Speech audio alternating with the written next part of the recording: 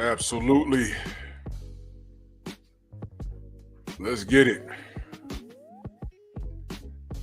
Drew Titan Bronx on deck. Shout out to the mighty LDBC, this Painful Excellence podcast. I am airing on both of my channels. I have 3, but I'm airing on 2 right now. You know, just trying out some new things. We're not gonna be talking about boxing. If you're tuning in from my boxing channel, we're not gonna be talking about boxing this evening. Just save that for the morning. We're gonna talk about something a little more important. And first and foremost, thank you guys for holding it down while I was gone, because I just needed some rest. So I said I had to shelf pep talk for about a week and some change, you know, but I've been working. You know, I'm a working man, I'm a family man, you know, and I decided to I just rested up, and now we back in this thing. So love the video, share the video, you know, make it do what it do, and let's have a conversation. So I want to discuss the requirements of a community. I want to ask you guys, does the Black community have it? So let's do this roll call. Tay Tay, salute to you. Queen. Corbin Phoenix in the building. Jimmy Bernard, what's going on? Todd Swindle. Reef, the Watcher, my brother. Black Gun Owners Magazine, salute. Rod Neal, Philip D in the building. Y'all must have forgot the Sensei Stormy B-Man. Derek Gaines, the legend, is in the building. Shogun 76, Jeff Spark, always supporting. My brother, what's good, man? Dragon Fang, Bill D. What's going on, family? Big brother in life. Smash the like button. Like I said, like and share video, man. Let's talk about it. Kinship, culture, community. That last word right there. Let's go through this. Kinship. Does anyone know what that means? Kinship. Kinship.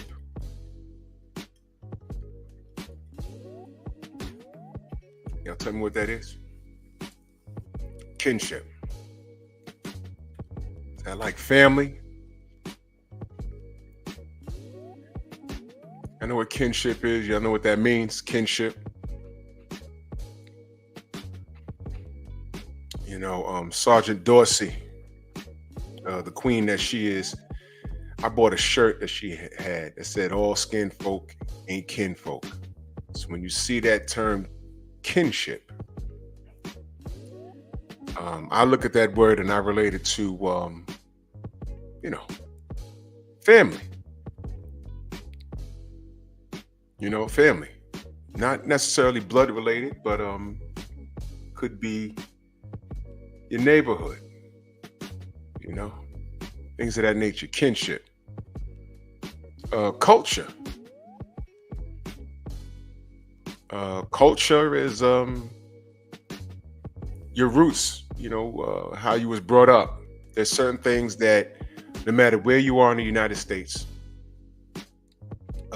Black Americans can relate, whether you're from New York, Chicago, Miami, San Diego, Los Angeles. There are certain things that Black folk always did because we all have roots. That's our culture. There's certain things, whether you have a Southern accent, a Midwest accent, a New York Upper East accent, there's certain things that Black people do. You know, we all sit back and laugh at our parents because they all did similar things. Culture. Community. That goes without saying. We all know what community is. And I'm going to discuss the requirements of a community. But let me ask y'all a question. Wendell, salute. If I miss you in the chat, know that I love you. Let me ask y'all a question. In reference to the Black community, in reference to the requirements, because I'm going to go through them. Do you think we have that? Now, look at the words that are being held up in this picture. Eric Jordan, my brother, salute. I'm going to ask you, do we have that? Kinship, culture, community.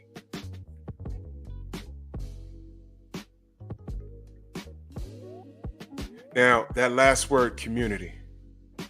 I was talking with one of my partners at the gym, and every time I see my brother, we always start talking about boxing, and then we get into politics and back to boxing, and we've been in the gym for an hour. You know what I mean? Pinball, salute. And he gave me some gems, right? And I said, man, I got to cook on this, brother. I got to, hen dog, salute. I got to cook on this. I absolutely have to cook on this. That term community, the requirements of the community. We need an economic structure. We need a code of ethics. And we need political representation. Now, those three things that I gave you, let me ask you guys, because the majority of people in here, I'm assuming, are Black. Do we have that? Do we have that? And be honest. If you think so, I want you to educate me. Seriously. Because when I looked at those 3 bullet points, that criteria, I'm like, man, we fall short. Do we have an economic structure? Night Train, salute. Seriously, do we have an economic structure? Black people are what? We're 13% of the population. How much money do we spend? If we're 13%, and correct me if I'm wrong on the numbers, I'm tired today. Okay, we're like 13-point-something% of the population in America. And we spend the most money. So I'm gonna ask you, do we have economic structure? Yes or no? Jewish community does. The Asian community does. The Latin community does. Do we? If we do, what is it? Enlighten me. Code of ethics. Do we have a code of ethics? I'm going to tell you right now, we don't. And this is the part why I lean on boxing. You see what we're going through online.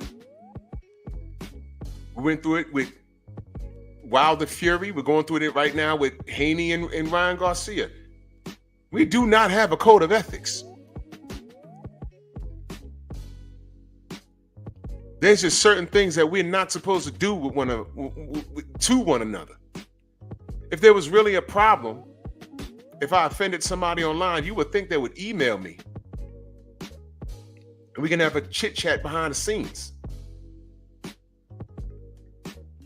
That hasn't happened. Instead, you Google, not even Google my name, put in my name in the YouTube search bar. and some amazing things come up. Put in LDBC in there, some amazing things will come up.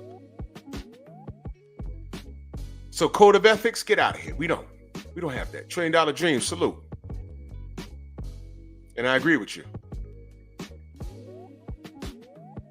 Now this last thing. Political representation. Do we have that? If so, who are these people? Point them out. Who's our political representation? Go ahead. Let me ask y'all a question, and I'm not trying to, I'm just gonna ask y'all a question. We had 8 years of Obama. What did he do for black people? I'm just asking y'all. I'm just asking. Because the question is political representation. These are things that we need. Did we have that? Because the first thing people will say, well, wasn't Obama president? Yeah. He was the American president. He sure was. He didn't do a bad job. No. In fact, Obama was fighting against the grain for 8 years because everything he tried to do, he was fighting the House. That's true. But the question is, did we have political representation as black people? Who was our political representation? Because he was the American president. So what I'm saying is, don't lean on Obama. Don't do that. But who's our political representation? Who?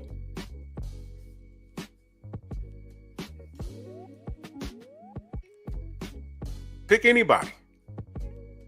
King Consciousness. Him? Who?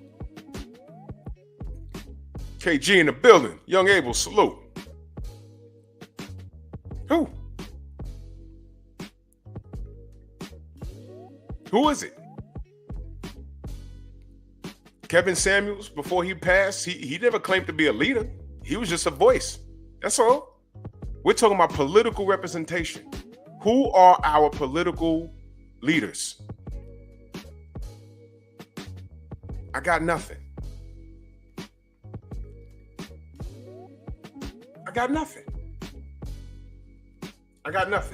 So if you're just pulling up, the question is, the requirements of a community. I just gave it to you. Economic structure, code of ethics, and political representation. We don't have that as a black community. We're 13% of the United States population, yet we spend the most. And what do we spend it on? Materialistic items, clothing, hair, nails. Guys, what up?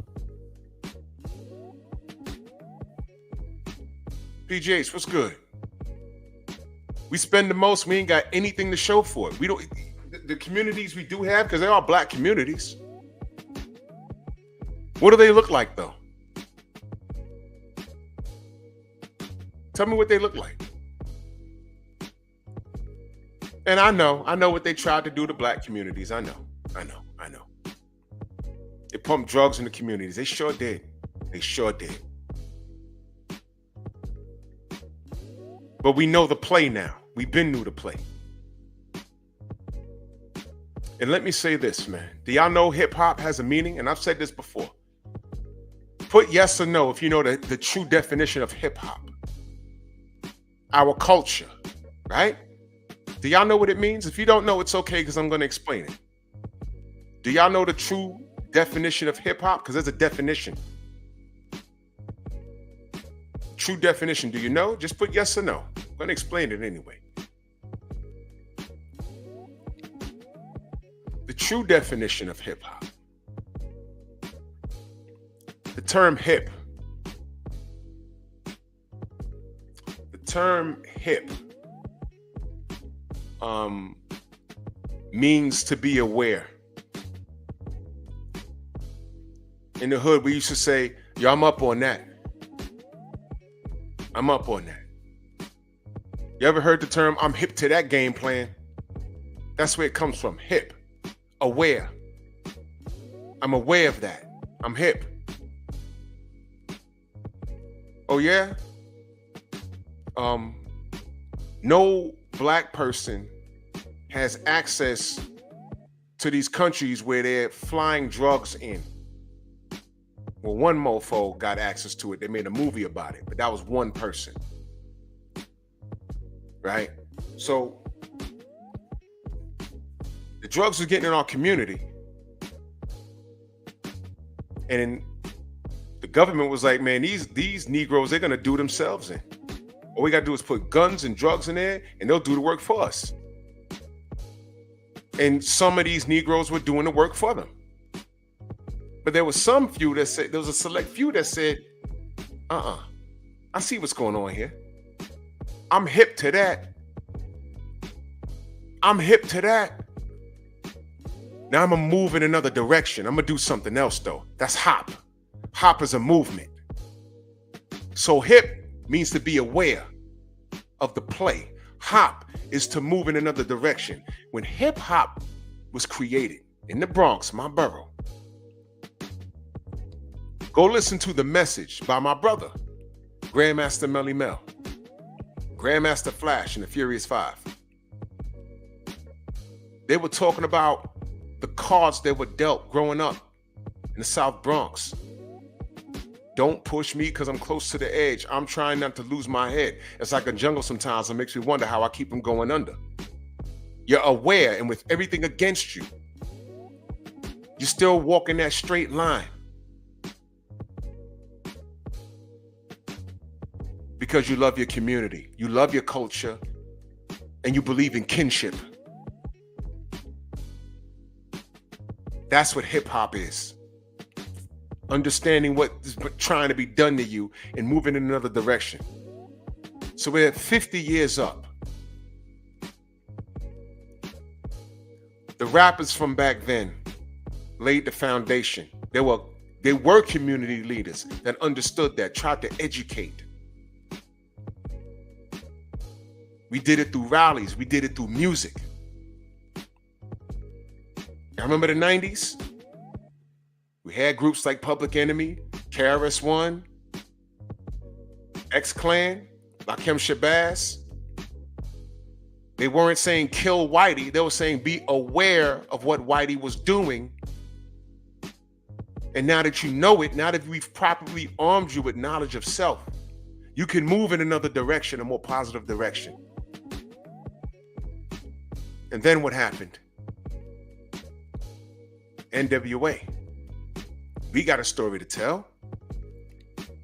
We're getting brutalized by police in the West Coast. Never seen anything like it. And while they were sharing their story, they were also selling records with the violence. And what did Russell Simmons do? Forget a message. We got to rival that to make some sales. Enter Onyx. Now I was a kid when, not a kid, I was in high school when Onyx came out. Okay? And I understood entertainment. But then there were a select few kids that took that to heart. There was kids my age running around shaving their heads and acting out in the street. And it offset what we were trying to do, what we were trying to accomplish. You understand what I'm saying, y'all?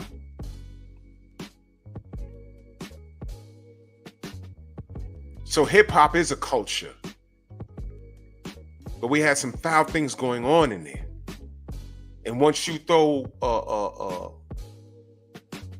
business behind it, it becomes a money-making machine, and it's completely lost its way. Completely lost its way. 704, what up? So when you say, who are we as a community? The answer is, I know what we're supposed to be, but it's hard for us to move forward when we have distractions in the ranks.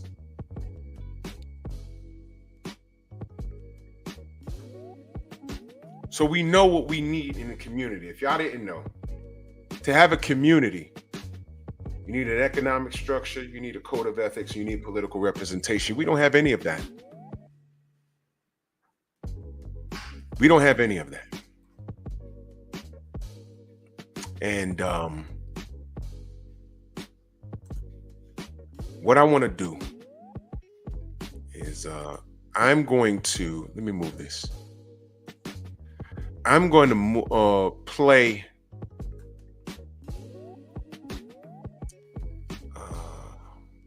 I'm gonna play this. I don't know how. I know some of you may remember. I know Philip D. Gonna know Stormy. Was saying Night Train or No D. I remember the Phil Donahue show. I'm gonna play this. They had, and I remember watching this. This was back in. I was in high school when this aired. This was like '92. Yep, it says right there, 1992. A Crisis in Black and White. I remember Sister Soldier was on the panel, but I want y'all to hear this brother in particular. Matter of fact, one of the candidates that's running for president is on this panel, Dr. Cornel West. All right, but I want you to listen. This isn't Dr. Cornel West speaking. I believe this is Claude Anderson, Dr. Claude Anderson. I need you to listen. I need you to listen. All right. So I'm gonna call fair use on this. And I need you guys to pay close attention. Pay close attention. Well, Tony Brown Tony Brown. I said Dr. Claude Anderson. My bad. That's Tony Brown. I'm sorry. Fair use. Talk show host, you've been unusually well behaved throughout this program, and I thank you for your patience. Do I sound like a...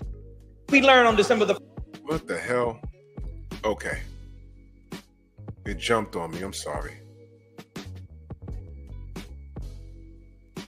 I'm sorry. Hold on. Unusually well behaved throughout this program, and I thank you for your patience. Do I sound like a white racist to say, see what I mean? You can pull yourselves up by your bootstraps. Does that make you nervous if I say something like that? No, but the context would make me nervous if you were suggesting, and you're not, that all blacks had to do was to go to work. And if they worked as hard as whites, we could make it. But that's not. I need y'all to pay attention. This is very important. Because what happens with black people is that people put this coat on us that we're just complaining and it's empty. And that is not the case.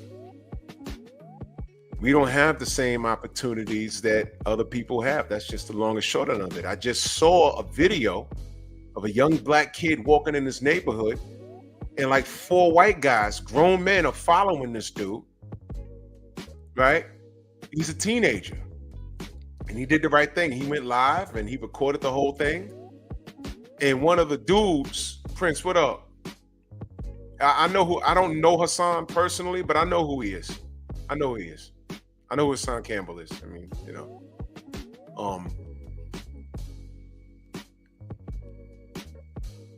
One of those men pulled a gun on him, and guess what? Guess what man pulled the gun on him? Come to find out, that dude that pulled the gun on him was a British businessman from he was from the UK, and he's here on like a work visa, working with some company. He got fired. But these dudes was on his bumper, man. Ridiculous stuff. So these are things we're dealing with in 2024. Now, this was 1992. I need you to listen to Tom Brown. Listen to what he says, y'all. Not the context in which you're saying it. The context in which you're saying it is that we are looking at a group of people, 30 million people, who this year will earn $300 billion, equal to the 14th richest nation in the world. We're 12% of the population. We buy 18% of the orange juice, 20% of the rice, 26% of Cadillac cars, et cetera, et cetera, et cetera. You hear that? What did I just say earlier? Now, back then they said 12%. Now we're 13%. This is a long time ago. So we came up 1%. But he's talking about our spending habits. What did I just say earlier? But let's go ahead. We have 350 black organizations, middle-class blacks, 1 million of which go to white hotels each summer. They spend $16 billion discussing white racism and black poverty. Now, there's no way in the world that white people can free black people, because freedom is not white people's to give. 2, white people, as I said in the piece, cannot do for us what we refuse to do for ourselves. 3, the key to this equation is the behavior of the black middle class. The key to this is not understanding whether or not whites like blacks or blacks like whites. I frankly have no interest in that at all. I have no interest in managed society. I'm not interested in having to sit next to people because they're white. I'm interested in being equal. And the only way you're equal is to have power. Alan Keyes said the most cogent thing said here tonight. And that is, we are talking about power, not whether or not white people have been fair, not whether they're nice people, not whether or not black people are good or bad, but whether or not you as a community of people have the instruments of defense and in some cases of aggression to protect your turf and or your interests. You can't have 30 million people handing over to another people 100% of their resources and blaming them for 100% of their problems. That is not intelligent. So what we need to do in the black community. Did y'all catch that? I'll bring it back for you. I'll bring it back for you. Did y'all catch that? Did you catch that? Listen again. White racism and black poverty. Now, there's no way in the world that white people can free black people, because freedom is not white people's to give. Two, white people, as I said in the piece, cannot do for us what we refuse to do for ourselves. Three, the key to this equation is the behavior of the black middle class. The key to this is not understanding whether or not whites like blacks or blacks like whites. I frankly have no interest in that at all. I have no interest in managed society. I'm not interested in having to sit next to people because they're white. I'm interested in being equal. And the only way you're equal is to have power. Alan Keyes said the most cogent thing said here tonight.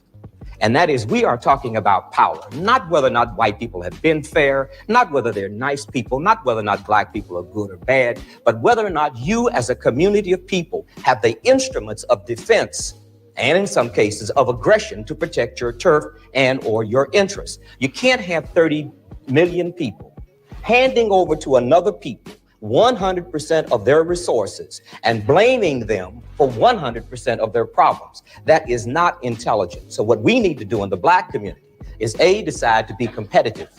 And the only way we're going to be competitive is to use our resources. And the final thing I'd like to say is this: the primary resource we have as a people is not our money. It's what we know. And what you know is called human capital. And the fleet of human capital from the black community has been enormous in the name of integration. We've lost our brains to the white community, and nobody is there for the intergenerational transfer of information from middle-class people to poor people. So we now have what we call so-called underclass people. But if what is this registering?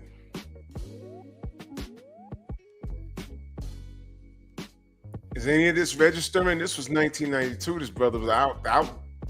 I remember coming home from school, and I think I watched this with my brother, and I wasn't the same person I was, I was listening to Onyx. Onyx came out a year later though, but I was like knee deep into hip hop, and I just sat down, I was watching this, and I was like, damn.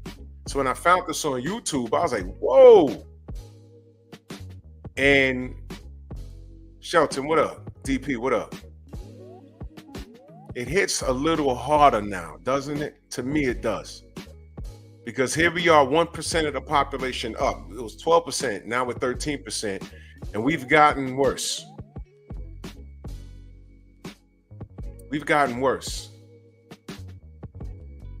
And you heard what I just said about what we go through, the LDBC goes through online about this. You know, the resistance that we get is from who? See what I mean?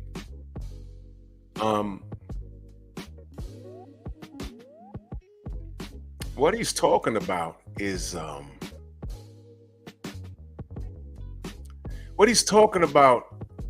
each one teaching one. To put it very simple, each one teaching one.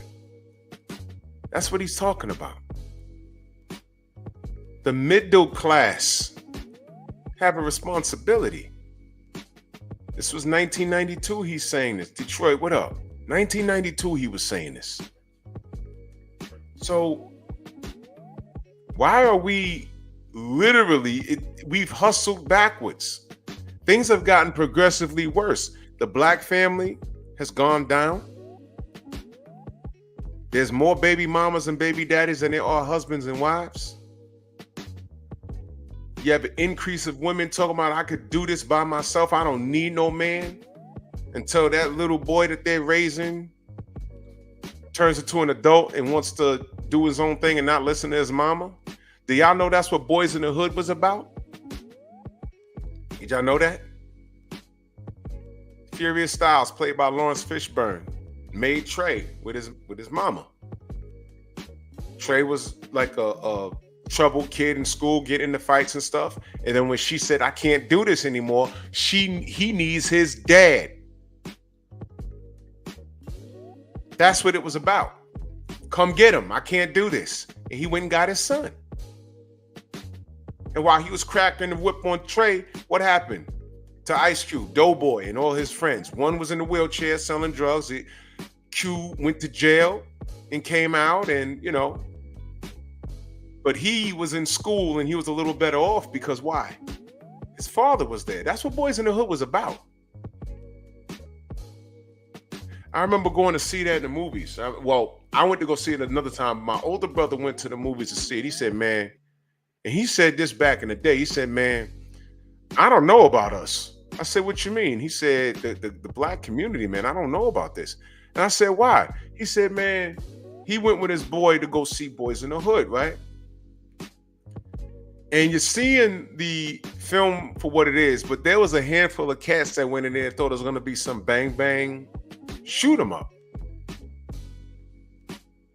And the only bang, bang, shoot 'em up scenes that happened was when Morris Chestnut, when his character was shot and murdered. That was so sad because he was actually trying to go pro and he got shot and killed over nonsense. But my brother said, you know what killed me?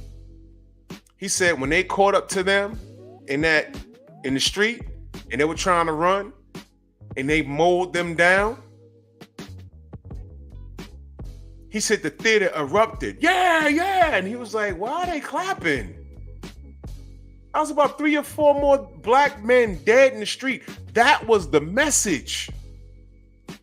It doesn't end. That was the message. But he said he was in the theater with a bunch of animals. Listen to the music when they're getting shot. It was supposed to be a sad scene. It was like, yo. And then when I went to go see it, I said, oh, this is the scene right here. Now, when I went to go see it, it wasn't as rowdy, but still. I listened to the music. I said, this ain't supposed to be some revenge scene. And it was sad music because there was more black youth dead over nonsense. But he's in the theater. My brother's in the theater with a bunch of animals. They were waiting for something. They just disregarded the whole movie. Why Trey went with his father. Why Trey wasn't in the street like that. Why he survived. And not for nothing at the very end of the movie when Ice Cube walks off talking about, I ain't got no brother. But yeah, we good. He walked off and he faded off. And it said 2 days later, Doughboy was killed in the street. And it made me think, damn.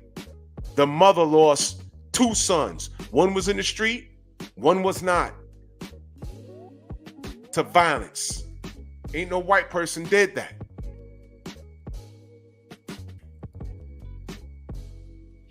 The story of Boys in the Hood was tragic. Tragic. But what was scary was that our own community that went and supported that movie didn't recognize what the story was really supposed to be. They didn't recognize what it meant. And that was the sad part. Okay? Makes you think, right?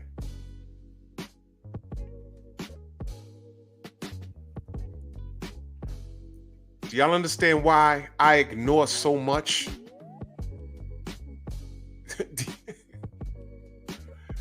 Do y'all understand why I ignore so much? There's a bigger picture. I understand where it comes from. A lot of these guys that hate on us, they have no fathers. They can't see another black man out here shining.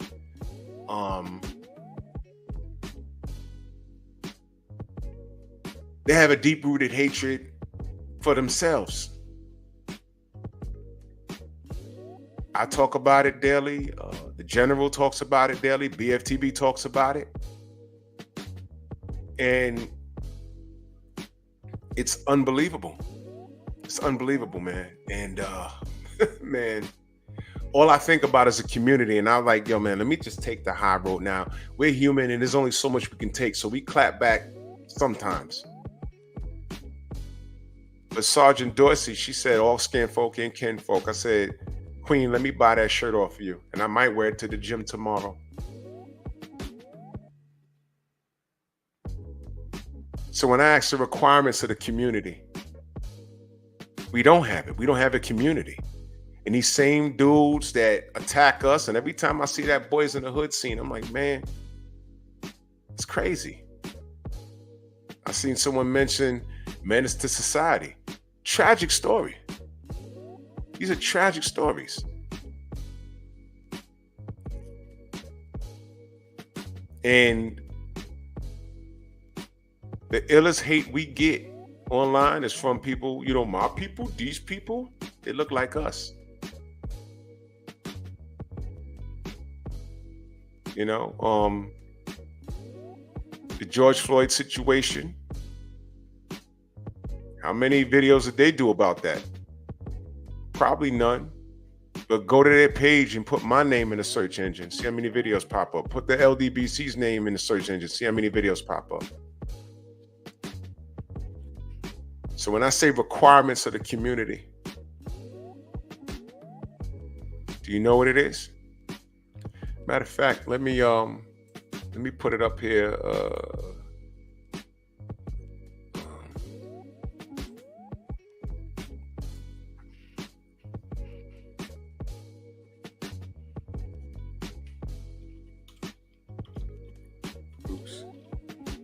Economic. I can't spell.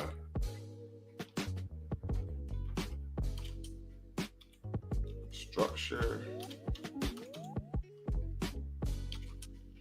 Code of ethics. Political.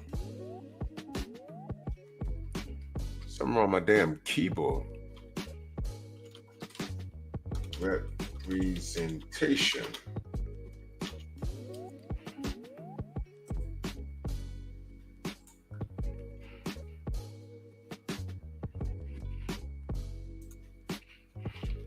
Does the Black community have this? And there you go.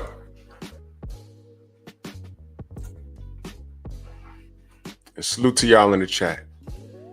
Now I'm gonna go back to what Tom Brown was talking about. Fair use. What you know is that critically important, and I don't know anybody who will argue it. How is it possible, in the light of Mr. Kozol's nightmarish and brutally honest and well-researched review of the horror story of public education, especially in the inner cities, for Black children to know anything? White power structure and the white community in America are out of options. They can no longer afford racism, and they can no longer afford school systems that don't work for this following reason. In 8 years, over 50% of the population workforce will be female and non-white. In 30 years, this... What did he say? What did he say? Listen to this. This is 1992, y'all. Systems that don't work for this following reason. In 8 years, over 50% of the population workforce will be female and non-white. In 30... Is he lying? Do we not have women running around talking about I don't need no man? Didn't I just say that? This is 1992. He says this on the Phil Donahue show. Was he lying? We're broken down, and bro. He called it. And I'm going to tell you what they did. I'm going to let him cook, but I'm going to tell you what they did right in our face because of this. Watch this. 30 years, this will be a majority numerically non-white nation. If we do not train women and non-whites to go into the workforce for high-tech skill jobs in the next 8 years, none of us in this room is going to have a job at all. So Mr. Kozol, there's another dimension to what he is saying, and I'm sure he's more than aware of it. And that is, it is not black schools that have failed. The American school system has failed. It is not the ones who drop out that are the problem. The ones who graduate are the problem. We do not have a school system that does anything for post-secondary education, and we don't have a school system that does anything for the bottom 50%, which is why Germany and Japan are beating our brains out. Okay. That was 1992. We're in 2024 now. How many people do you know? Maybe you in the chat. How many people do you know have degrees and they don't use them? They got a degree in fixing battleships and they're like a manager at a Walmart somewhere. They can't find work in their field. I know a few people. They got degrees, but they got hired by the state or the city and like, yeah, you know what? This is good enough. You know, I'm gonna work here, make $95,000 a year, top pay. That's all I need. I'm gonna do my 20, 25 years and ride off into the sunset.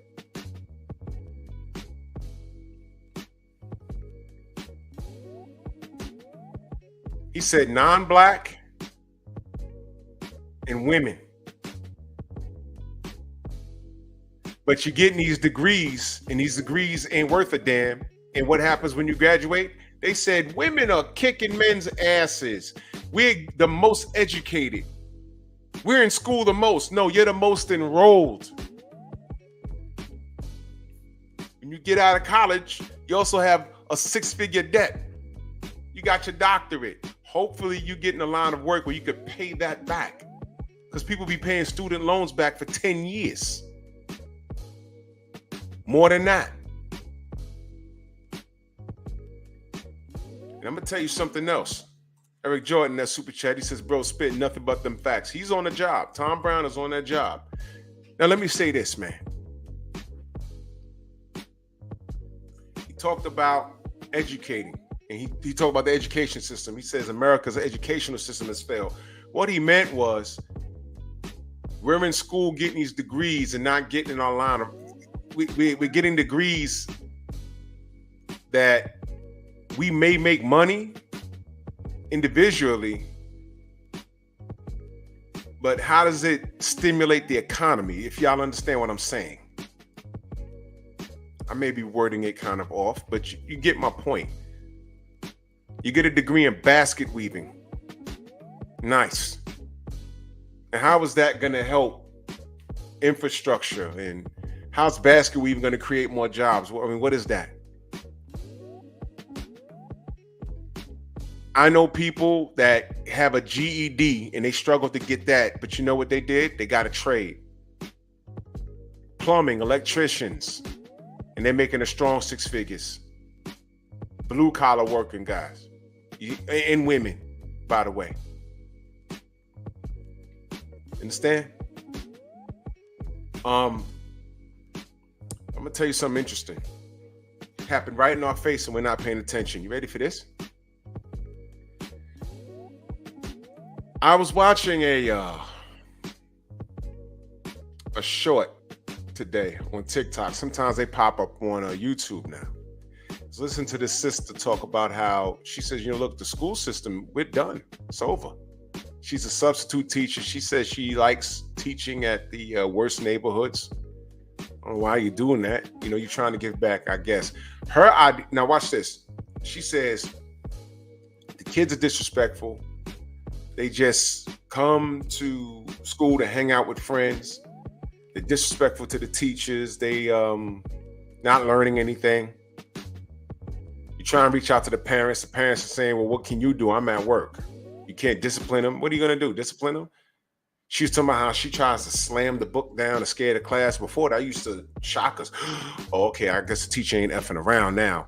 But at the end of the year, usually you try and buckle down because you don't want to get left behind, you know. So after Christmas or whatever, you're like, all right, leading into Easter, I got to buckle down because now the teacher going to start giving it back to us. You done goofed around from September to Christmas.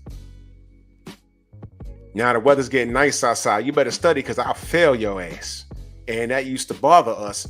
Pinball, you saw what I'm talking about? Right. So then none of that old school stuff is working, and the parents don't care. Well, the single mama don't care because that's usually what it is. I'm just calling it how it is. And her ideology is we need more black men to come teach the schools. Question: whether it's a black woman or a black man, first of all, why are you calling us out? Why should we have to get involved in that? If you can be a single mom by yourself, why? And I'm not saying this woman was, but I'm just dealing with the thought process. If you could be a single mom by yourself, why can't you go to work and deal with these kids by yourself? You don't need us to do that. Getting more black men in there, what are we going to do? Start fighting? No. Black men are restricted just like you are, my sister. So that's not the answer. The answer is the system itself. What Tom Brown said. The answer is the system itself. American history, fine. Whatever history, fine. Mathematics, a must. But when you get to a certain point, you have to look at the landscape of what builds the country. And I feel you should start teaching these kids like from 6th grade. Look, this is what makes the world tick. This is what makes our economy thrive. Electrician, plumber, construction, architecture. Thank you, Shower. Science, tech. Clarence McLean, my brother, what up? You can be an electrician. Now watch this. Kids, think of a building. Little Johnny right here, he's not the biggest kid in the world, but he's smart. Architect. Julia over there, architect. Tommy over there, he's a whiz at that math. Teach him how to balance books. The kid running around with the football out there, he's, if the NFL don't work out for him, maybe he can excel in construction. So you got an electrician, an architect, a construction worker, a plumber. These things, J-Man, salute. These things is what help the economy. We need more of that.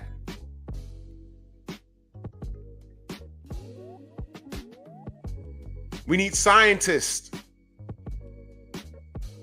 Things like that. And give them those options. Not going to college and get a liberal arts degree to do what? And now you're in debt. But let's roll it back. Let's roll it all the way back.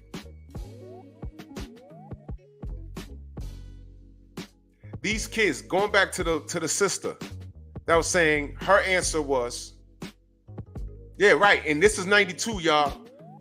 Computer engineers, that's a whole nother thing. Right? That's a whole other thing. Now watch this. The sister was talking about getting men more involved in the educational system. That's not the answer. The kids ain't gonna listen to you, they ain't gonna listen to us. But you know what's happening? Less teachers are caring. Less kids are going to schools, and I'm just using this number as an example.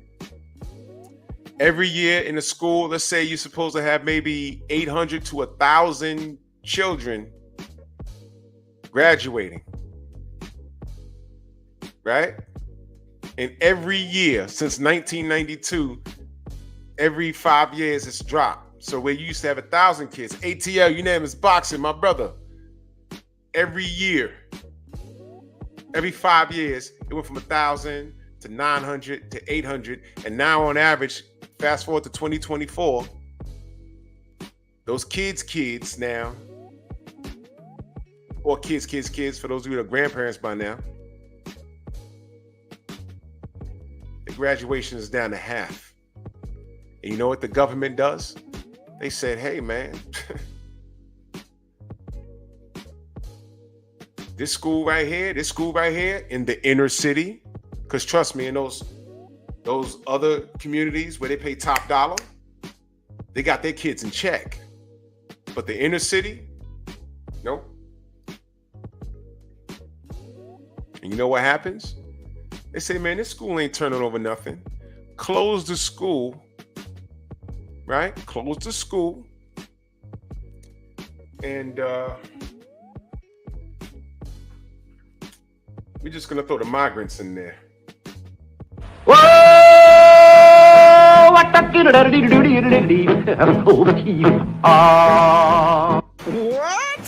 All the parents that want their kids to go to school, if the kids want to go to school themselves, we're going to see. Because now they got to go outside their district. Now, instead of walking up the block to the school or just walking 2 blocks or hopping on one bus to go to school, now they got to take 2 buses to go to school. And if they value their education, they'll do that over there.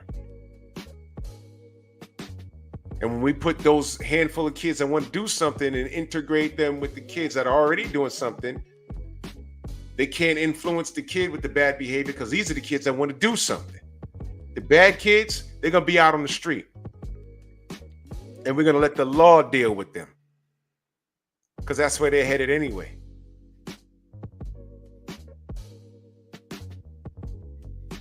Do you know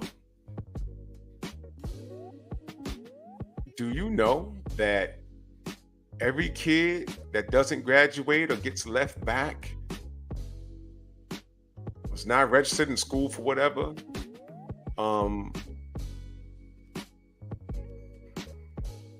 let's just say that's taken note of.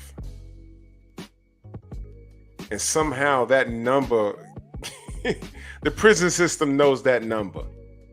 They're anticipating that person eventually coming to pay them a visit for about 3 to 5. And I'll just say that. This system is very, very high tech. People just walking around existing in it like, hey, it's just another day. No, it's not. They account for everything.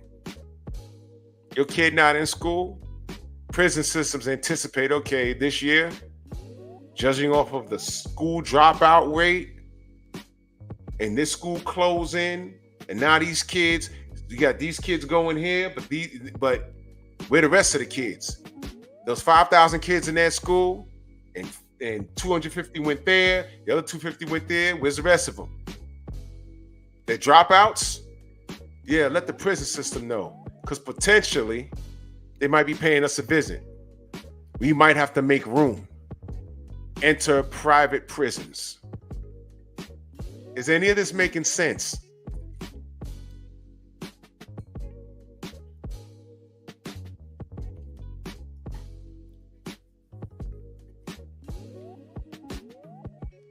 Let me go back to Tom Brown. Regardless of the color of the student. Regardless. Now, when you get to blacks, we cannot leave out of this equation. Yes. The black middle class. And we cannot leave out of this equation, no matter what the government does, and the government should do something. Right. We cannot leave out the obligation of the black middle class to transfer its wealth, primary wealth, which is human capital or information, to those in our community who don't have it. Yes. May I ask you're a capitalist with a... I am not a capitalist, and you said that before. I'm not interested in proving capitalism. I'm interested in using a free market system to alleviate the problems in the black community. Is capitalist a bad word? Well, if the way you're using it is though I am trying to prove that this system is better than that system. No, I'm not into ideology. You can call me anything you want. You're a businessman who takes full advantage of the free market opportunities. Let me put it that way. I'm trying to pay my rent and keep the phone. Very good. Now, I don't know what you call that. Yeah. Whatever you call All that, right. that's what Right. I do. Right. Now, okay, so I am simply interested in this, There are 30 million of us. We earn $300 billion. We spend 6.6% of our money with one another, 95% with other people. I'm simply interested in creating structures so we can transfer that money back. And most of all, not to any black person in this room, but to poor black people, because the difference in the achievement of our community will not come from middle-class blacks like us who have done so well under affirmative action. Poor blacks didn't get a nickel. They're the ones who are hurting, which is why the black community is in such dire difficulty. Is this making sense? Y'all understand? You know what he said? If he was talking too fast for y'all, I'm going to make it so simple. What he described was Chinatown. What he described was Little Italy, Little Tokyo, Little Korea, Amsterdam Avenue up here in Manhattan, Dominican land. I call it Dominican land. It's a Dominican neighborhood. 125th in Amsterdam, all the way up there. Spanish Harlem, Brooklyn, the Jewish neighborhoods. That's what he described. Did you know the Jewish dollar rotates from hand to hand about 8 times before it leaves the community? The black community, 1 time.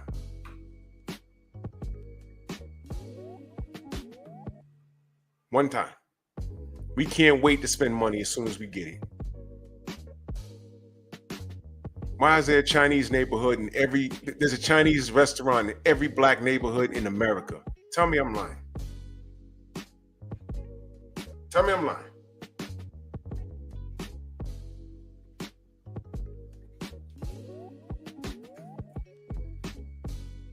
There's a Chinese restaurant. There's a bodega owned by Arabs or Asians, right? Now there's a hair salon owned by some Latinas. There's a liquor store owned by some Asians or some European white, right? In our neighborhoods. What else? Forgetting some. Oh, now there's chicken spots. Kennedy Fried, Mama's Fried, Louisiana Fried. And who do you see behind the counter serving you? An Indian. There's Dunkin' Donuts franchises erected everywhere. Who do I normally see behind there? There's normally some Indians back there.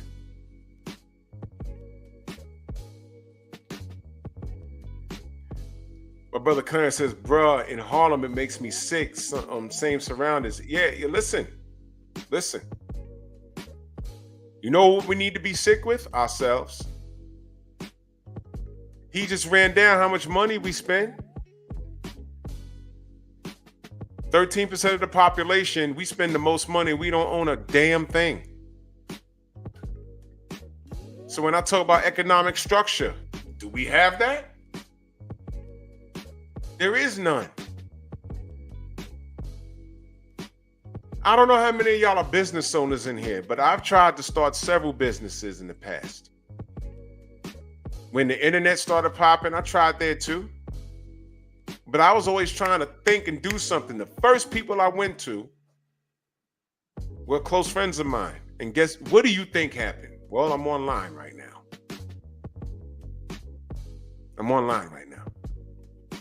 I said, listen, I saw this thing and maybe if we could do this and that, we could see what happens. Nah.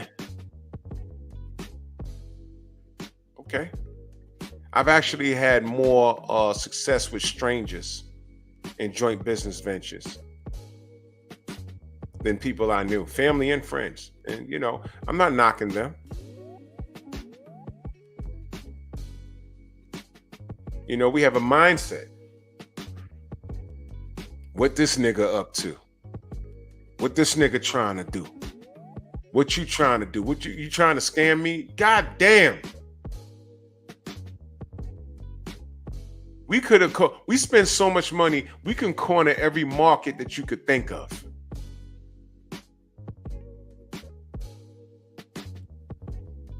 But we go for self all the time. All the time. You see it right here. What they accuse of there? How many times you heard, oh, I think the LDBC is about making money? Ain't nobody rich off this.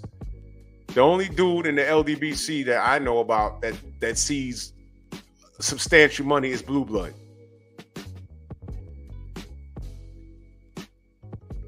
How does him making money help me? You know how Blue Blood helped me? Giving me sound advice.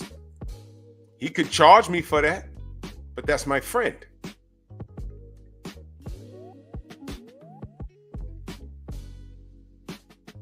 But his success is his success. But his success, if he can tell me things which he has that's helped me a great deal, which it has, I'm cool. But why do you think most people are out here talking about, oh, I'm self-made, I don't need nobody? Yeah, nigga. I doubt that there's Latino channels out there doing that. I doubt that there's white channels out here doing that. I doubt that. I doubt that there's Asians out there. I doubt that. That's only certain things that ignorant, insecure, and jealous niggas say. And it's disgusting. So when I talk about the requirements of a community, when I talk about economic structure, just look at how people do us on YouTube. And then ask yourself, do we have a community? The Lions Den Boxing community, we have that. And, you know, people have come and they've left, and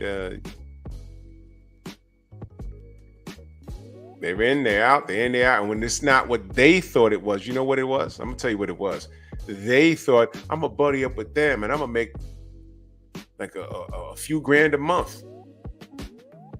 No, you're not putting in work. It's not working out like you, and you're too busy running around wondering what we're doing.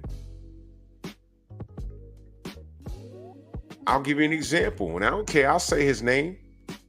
This is what I'm saying. There's a lot y'all don't know. The times that I did have a conversation with KQKC, money came up every time. Every time money came up. How much am I making a month?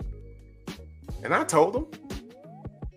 But I said, but listen, I'm not talking about that.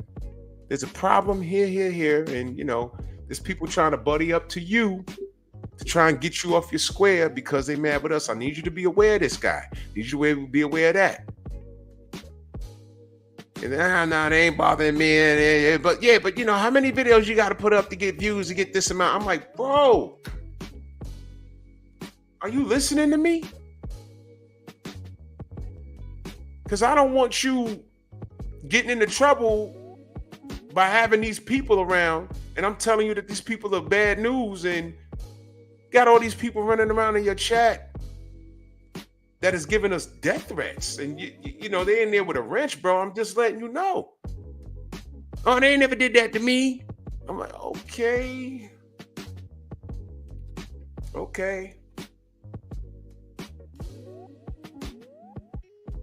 And then he's back to asking how much I make a month.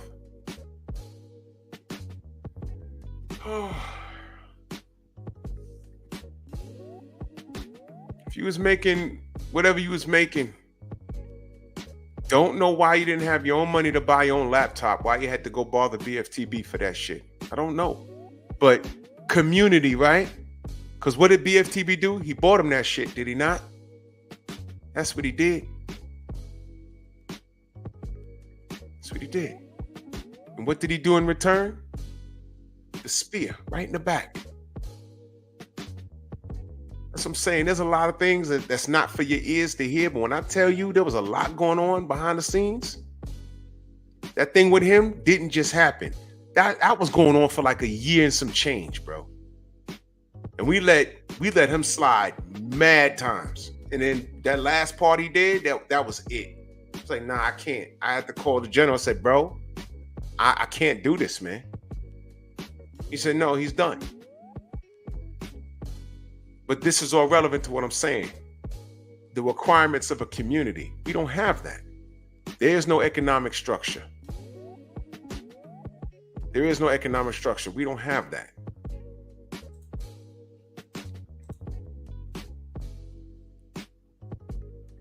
And basically what I'm also talking about, 15% of y'all said the black community has this thing and 85 says no. Who's the 15% that says yes? I'd love to hear what you have to say about that. Economic structure, we don't have it. Code of ethics, what I was just telling you. There's a code of ethics with us in the Lions Den boxing community. That's why a lot of people get with us and they can't stay around because of how they are. So they remove themselves. Now, some cats remove themselves and they got to talk and fine, man. I ain't got to get into all of that. But good luck on your own. You'll do fine. And how do they normally do fine? 300 videos about us. That's what you want your channel to be, cool. I don't have to respond to everything. I really don't. Some I do. Most I don't. But do we have a code of ethics? Forget LDBC. I just use that as an example because what we go through here in the community is a direct reflection of the black community as a whole. Do we have a code of ethics? Should I be online being bombarded by trolls? Calling me out my name, trying to find out my government and what I do for a living and where I live and what I do at my job? Is it that serious? What do you get out of that? There's no code of ethics because these niggas ain't about anything. They're not. True or false? We can be so much powerful if we was on one accord. You ain't gotta be, LDBC or not. You don't have to be with us. But again, let's leave the boxing thing out of it. 13% of us, and we're spending the most money. If we redirected our buying power and circulated our money amongst ourselves, we'd have entire communities. They'd be 1,000 buckheads all over the United States. Y'all know Buckhead in Atlanta? There'd be 1,000 of them, probably more, like 5,000 of them in every state, spread out. This is a wealthy black neighborhood or a middle-class black neighborhood where we pay top dollar, where we pay high taxes because we can afford to. When law enforcement come in here, we get to tell the cops, yo, man, I pay your salary. I pay your salary. My tax money pays your salary. You ain't gonna come in here and talk all crazy. I contribute to your department a lot of money on top of my tax dollars. I'll have your job. You do what I say. And they have to bow to the almighty dollar. But we ain't got that. We ain't got that. Exactly, Brief. Exactly, Shara. All we got to do is redirect our buying power. All we got to do is redirect our buying power. We can't even do that because we think everybody's out to get us. So we have no economic structure. We have no code of ethics. And political representation, still waiting. The 15%, let me look at it again. The 15% of people that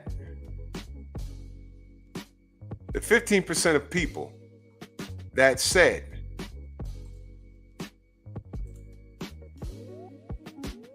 thank you, Ricky. Salute to Ricky Williams in the building. Salute to Spurger Marshall. I see you.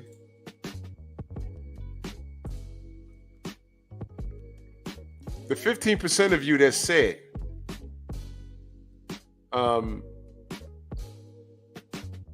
that there is economic structure, code of ethics, and political representation, please make yourself known and let me know who these people are. I'm gonna put the same thing up on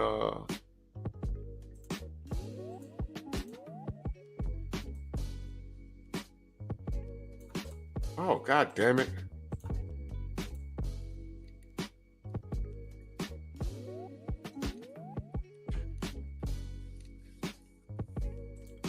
I mean, let me know. Absolutely, Ricky.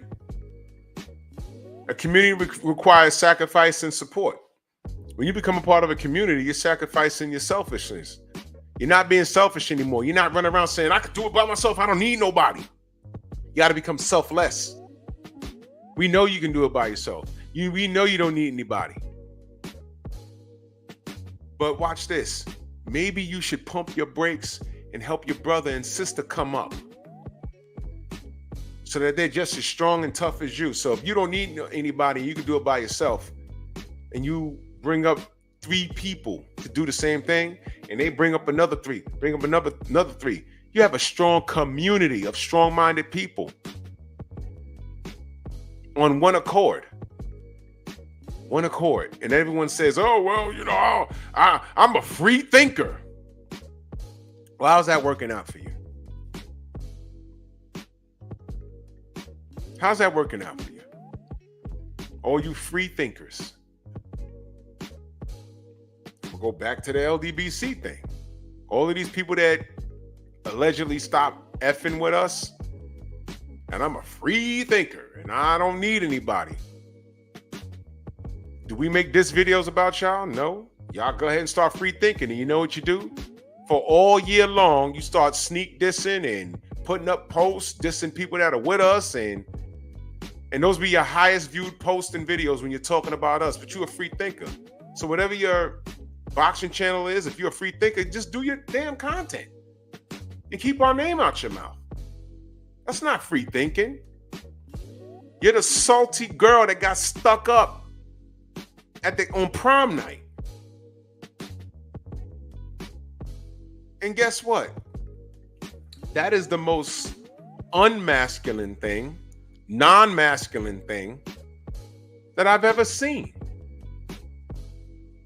Whenever I broke up with a girl,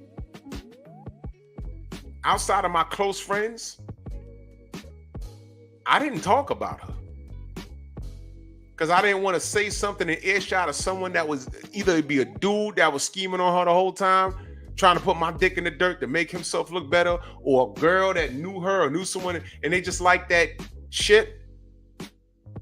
Once you're done, you're done. I ain't got to say anything about you or to anyone you know. I ain't got to talk. I'm done. But you know what happened when I broke up with a chick? 100%. Something always got back to me. Yo, you know what she said about you? Don't care. Don't care. I don't care. I left her for my reasons. Now, it's God talk when you're amongst your boys, but I left her. I don't have to do this. I don't have to do this. I'm done. But she's not, and she's in her feelings. That's how I see these dudes. Video after video after video. It is the most feminine thing. It's comical. And then going back and forth. I don't have to do that. For what? These men are in their 40s doing that. They say they don't need anybody, but don't they always find each other and end up on each other's panels? And it's like, wait a minute. This guy was an enemy a second ago, and now you're done with us, and now that's your friend. The enemy of my enemy is a friend. I thought you didn't need anybody. I thought you was a free thinker. And now you're on a panel having this big old rah, rah, rah, how we hate the LDBC. Hey, man, knock yourself out. Because while you're doing that, I'm talking boxing. While you're doing that, I'm talking pep talk, or I'm talking bear cave that I haven't done in forever. But I'll be back on it. Tough Glove Boxing says the black community does not trust each other anymore. Rather do business with everyone else. On the other side of it, we don't offer the same quality of service to each other we offer others. Well, before you pulled up, brother, I was just saying something along those lines. We don't trust each other. We always think that we're trying to snake one another. I just said that like 5 minutes ago. I just said that. And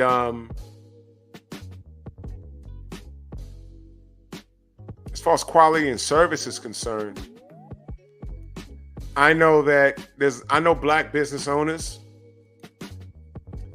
and they say the biggest sticklers that they get is from their own people. Okay, I'm gonna buy this product from you now, but what happens if it don't work? Whereas the white folk come in there, yeah, I'm gonna buy this product. Yeah, I'll pay for the warranty. Okay, and that's it. But it's like we think we have a different rapport with one another. I can come in there, and when no one's looking, yo, what up, my nigga? You know what I'm saying? If this don't work, yeah, I'm saying, yo, what happened? Yo, can you give me a discount? Come on, brother. That type of thing.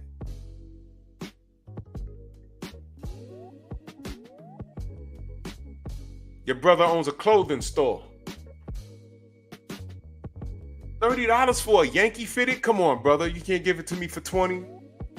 Always looking for discounts. Instead, you should be going there, yo, 30? I'll give you 35, man. Keep the change, man. I want to see you succeed. Exactly, Tay-Tay. For real. For real. These same dudes, they don't go inside the white store, the Chinese store. And as a matter of fact, you go inside that Asian store, you get followed around. You buy, you buy, you buy. You not buy, you leave. Getting treated like that. And your dumb ass will buy something before you leave. All right, auntie, damn. Slow down. I'm buying, I'm leaving. Damn. But you won't go to your brother's store that sells the same hat for the same price. You don't ask for no discount while you're getting harassed because you're black, but you won't go to your brother or sister's store where you won't get harassed. And guess what? You'll rip them off first.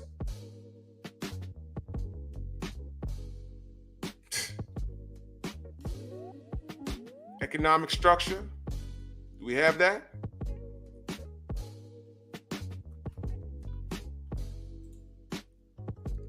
Code of ethics, do we have that?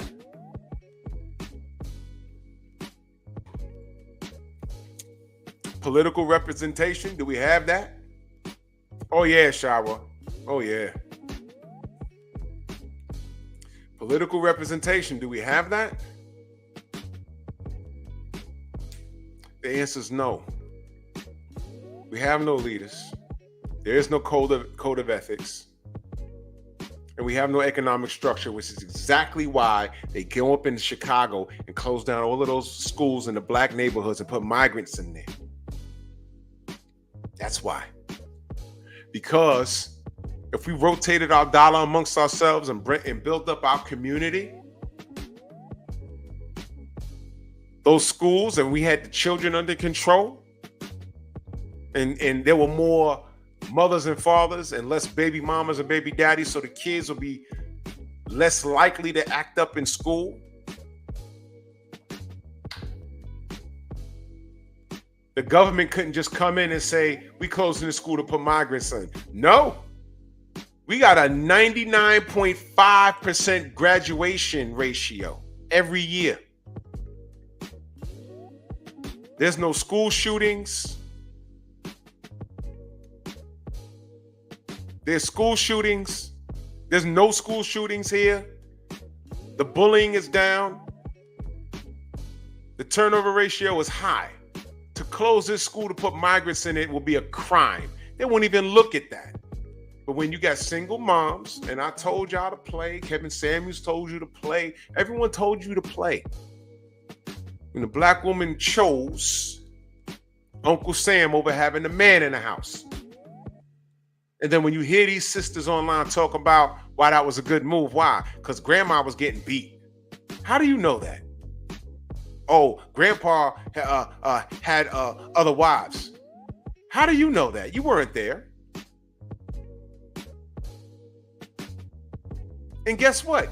Even if he did, had a mistress over there, you know what? You know what was going on in certain cases? He had a wife at home, and fooled around with Ethel up the block. She kept the baby, wife kept the baby, and guess what? They raised them. When those kids came of age, they're in one yard and they're in the other yard.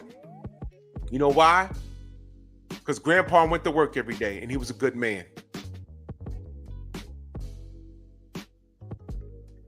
Kept it in the house. Things like that would happen. Women always outnumbered men. And guess what? Sometimes at that time, that a kind of black man like that was of these, they were hard to come, not hard to come by, but when you came by one, you kept it.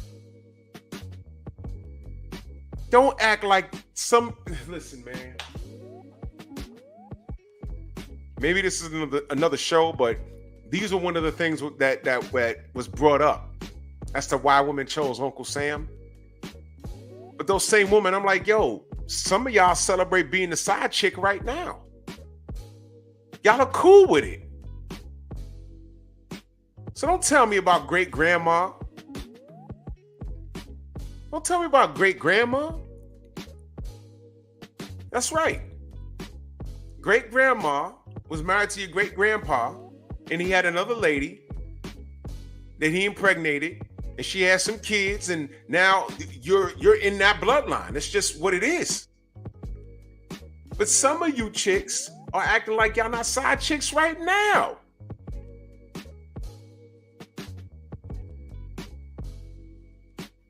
What I'm saying is, and I'm not even saying that's a bad thing. What I'm saying is, it's been happening. And now, right now, with the economy looking the way it is, because we didn't take care of business, like Tom Brown said, the poly way might be a way of life. Because the cost of living is so messed up, everybody's going to be living like the Golden Girls. Or you're going to have a man that works, and his wife's going to work, and the other wife is going to work. But you know what happens? You pay off bills faster. You can pay a mortgage off faster. If there's children involved, you ain't got to worry about their education as much. You see, I'm telling y'all, look past the sexual gratification part. Never mind that. We're trying to live. And living comfortably might be a situation where you're going to have more than one person living in the house, more than two people. Might be 3 or 4 people. You don't know. Now, I know. When you mention a poly situation, a lot of women will say, oh, why can't I have 2 men? You can do whatever you want. But you don't want to make a sandwich for one man. What you going to do when you have 2 hungry men coming home? You don't want to bang one dude. You don't want to be sexually obligated. Sleeping with your husband is a part of your wife's duties. But your body, your choice, right? Fine. But you just said, why can't you have 2 dudes? You can. But what happens when you got to cook for 2 dudes and you got to clean for 2 dudes? What happens on Friday night? They come home and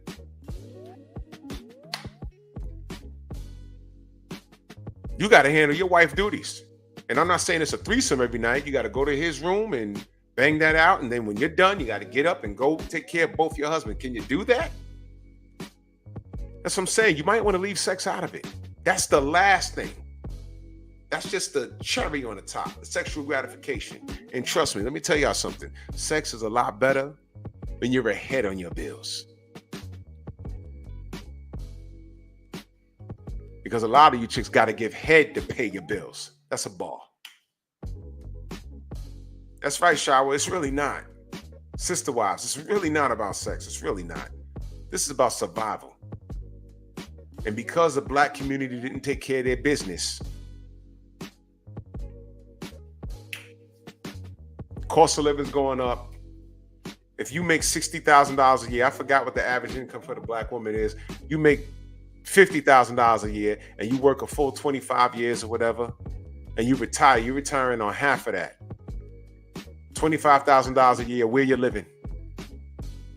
On $25,000 a year, where you living?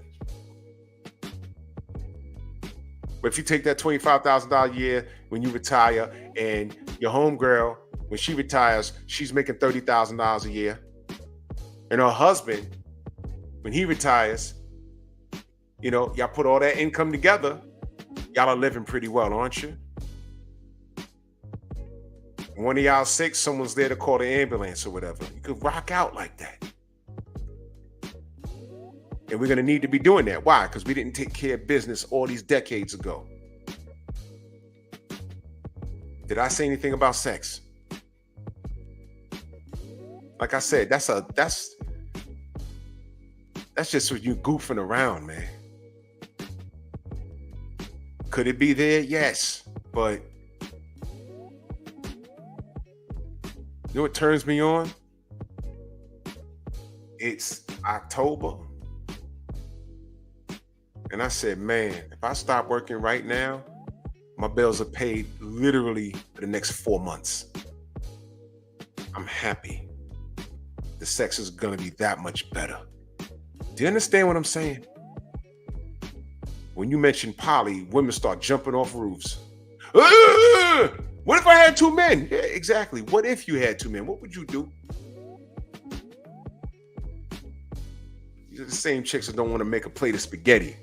And this Chef Boyardee, it's out the goddamn can. Just put it in the damn plate, and you don't even want to do that.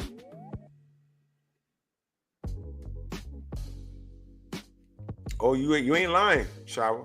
You ain't lying. It does. Everybody, well, I ain't gonna say everybody. I don't know everybody's things, but when I was a young man figuring it out, living on my own for the first time, I'm like, damn.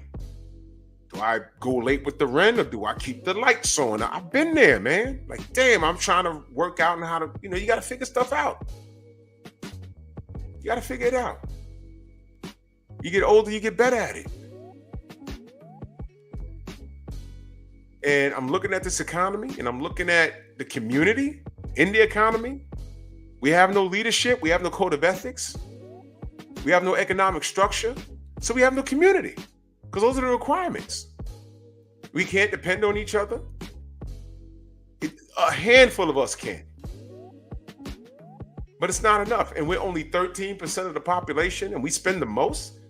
How is this possible? How do we have 5,000 buckheads all around the United States? I don't get it, man. But y'all see what I'm talking about.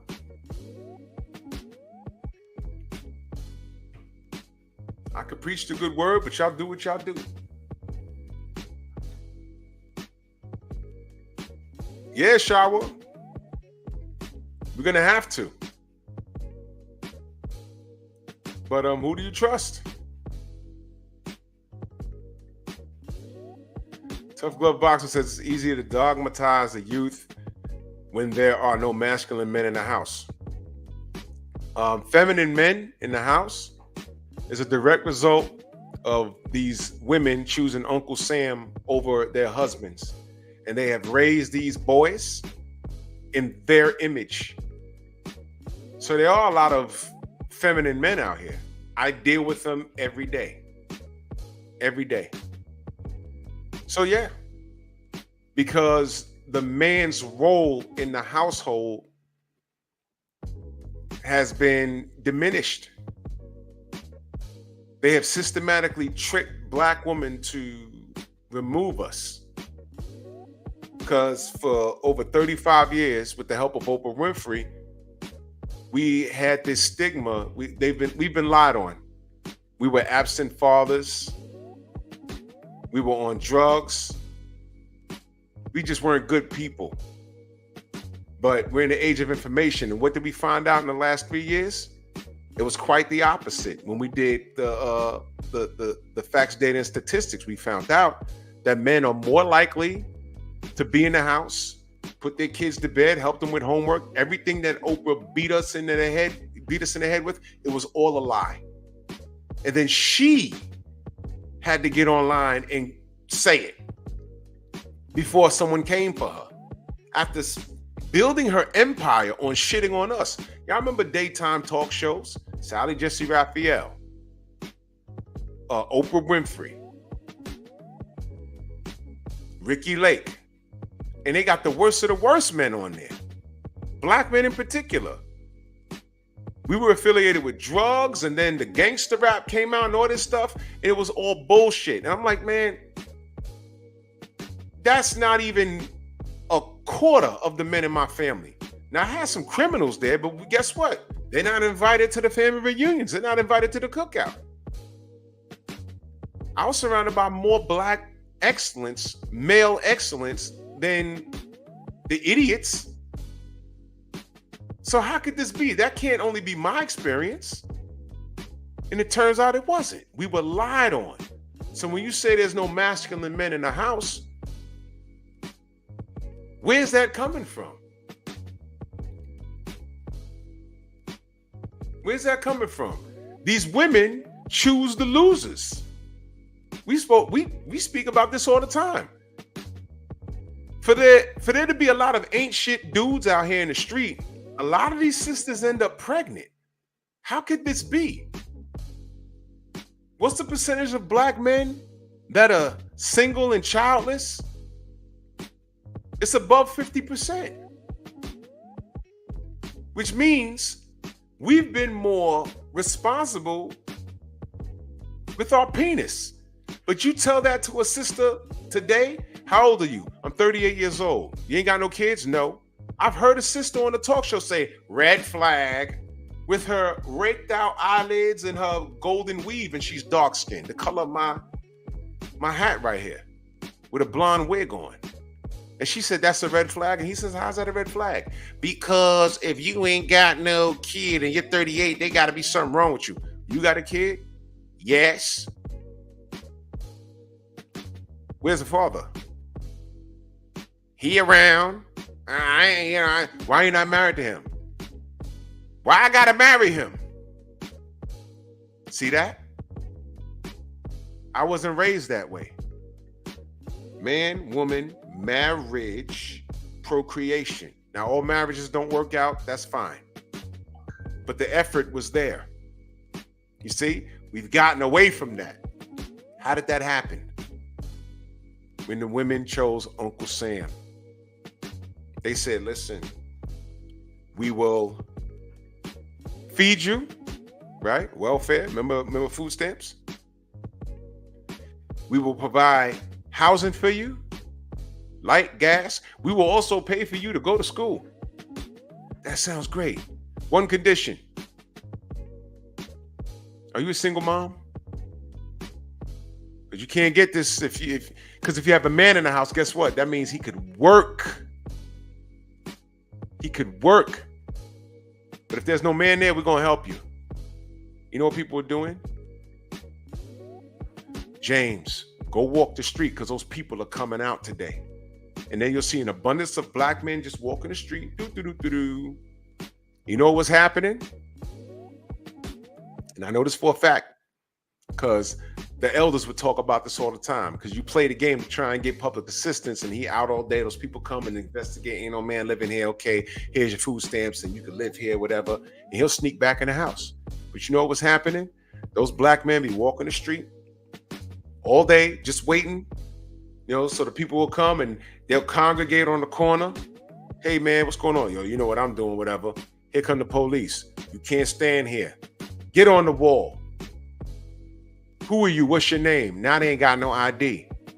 It's really a crime to walk around and not being able to identify yourself, especially back then when you're black. Who are you? My name is Tony. You ain't got no ID.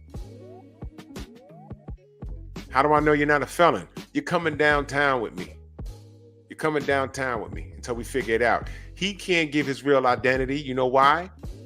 Because he's going to fuck up the bag given by Uncle Sam. You get what I'm saying? So it was a racket, and the women chose to try and get those free benefits. She lied to those people downtown. You get what I'm saying?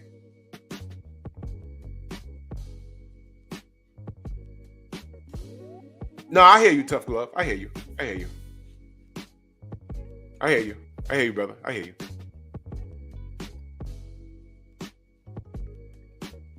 So what I'm telling you is that's the racket, because I remember hearing that as a kid. I used to hear my father and my uncles and their friends, they were working men, and they were talking about there's us doing this, and then their friends and their ladies trying to milk the system. And a lot of times it didn't work. I used to hear those conversations. It was amazing. I'm like, man. Yeah, exactly, Shawa. They initiated it. It was bad. But all of this, all the community had to do is say no thank you to that. No thank you. We don't need that. I got a man in the house, and he's going to find something to do. And then when we tell that story, you know what the women will do? They'll move the goalposts and say, oh, well, either he was drunk or he was cheating, or we had to do that, as if they were alive back then. We had to do that because James wasn't really doing anything. You don't know that. You see what I mean? So it was always an excuse. And when you saw the collapse of the black household, you saw the collapse of the community. And they have us right where they want us. Exactly, pinboy players, man. See, it's ass backwards. He got to be gay because he's 40 with no kids. No, he made correct choices. Look at his options. Everybody here, for majority of y'all, are on Instagram. I can't scroll with 2 thumb pushes without seeing some chick in a thong somewhere. Don't know how it's there. I'm like, I'm not following this chick or nothing. Why she walk around with her butt out? Scroll, scroll, scroll. There goes Lizzo clapping her ass. Scroll, scroll, scroll. Here goes another chick with a snatched waist walking on a beach with her butt out. Scroll, scroll, scroll. Oh, this one, her boobs are out. But meanwhile, I can't say this sucks.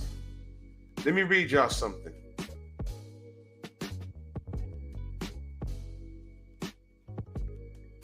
Hold on. Actually, I'm going to show y'all this. This really happened. I'm not kidding. I'm gonna show y'all this. This was absolutely enraging. And this is why I'm telling y'all the fix is in. For us, especially as black folk, I'm telling y'all the fix is in, and I'm gonna show y'all what I'm talking about. I'm gonna show you right now.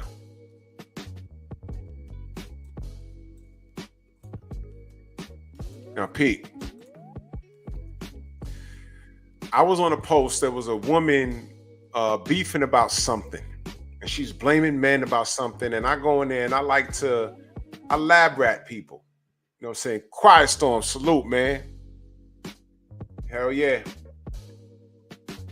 And I made a comment, and I wasn't disrespectful.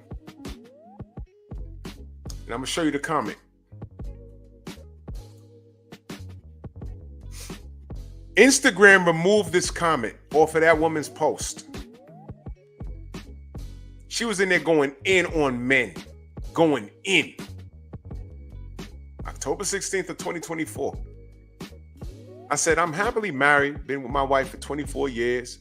I've always had a hot meal, back rubs, beautiful children, and I provide for everyone in my household without question. I proposed to her. She said yes because she knew I was that dude. So I hope this woman in the video can say the same, probably not.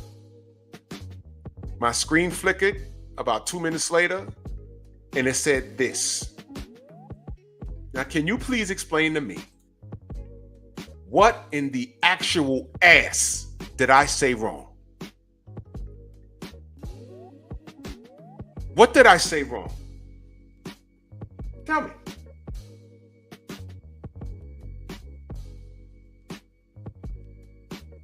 Tell me.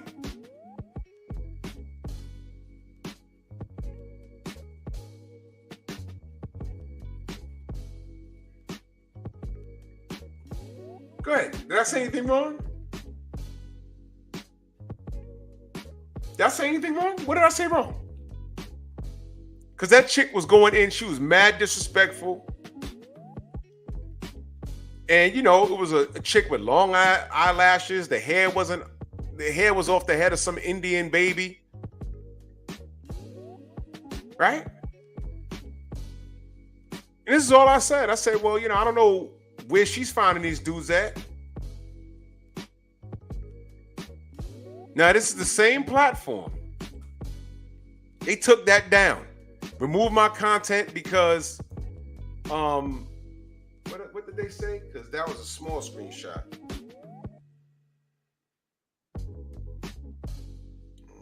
Where's it at? It says it goes against our community guidelines on spam. Meanwhile, I just told y'all, I can't scroll anywhere on Instagram without some chick walking around with her butt out. That's spam. That's every day a different woman. And some of these chicks being see-through stuff, they may as well be. I saw this one chick where I saw the areolas and the pubes walking forward. And I'm like, but I can't say that. You know, I can't F-bomb. I can't S-bomb, F-bomb, nothing. But you got black women walking around undressed. And I totally disagree with this woman. And I said this, and they removed my comment for spam.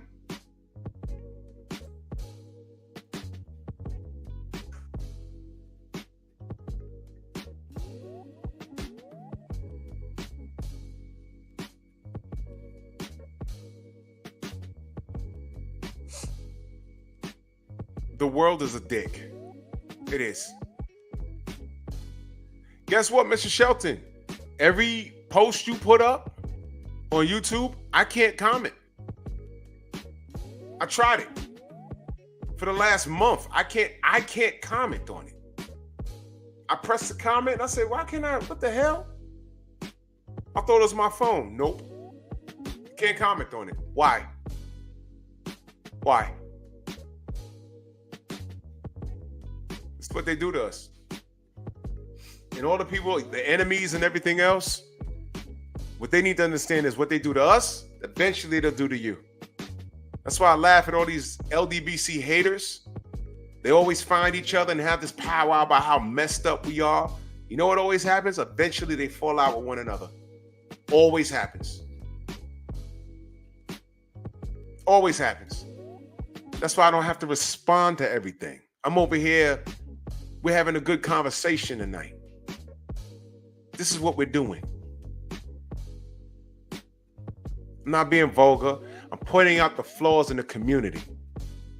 If you're a black person, you should have seen value in everything that I said. That's why I don't have time to respond to the people that got to make 400 videos about me. It's creepy. It's feminine. It's feminine. The obsession with me, I don't get it. Or do I?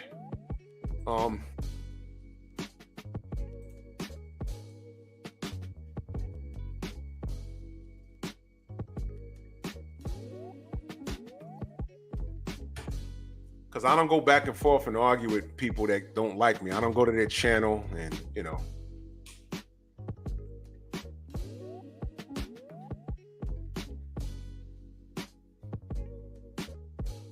I'm breaking down